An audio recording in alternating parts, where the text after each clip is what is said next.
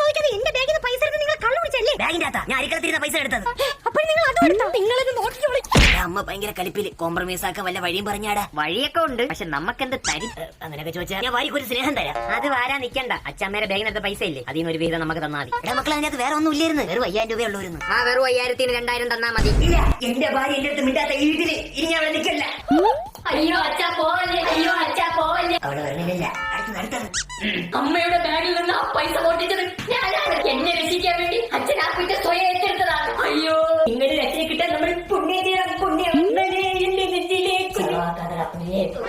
അപ്പോൾ നീയാണല്ലേ പൈസ എടുത്തത്? സോറി മൈ ഡാർലിംഗ്, ഞാൻ നിങ്ങളെ വല്ലാതെ തെറ്റിദ്ധരിച്ചു. അടിക്കാൻ രണ്ടായിരത്തെ സെറ്റ്.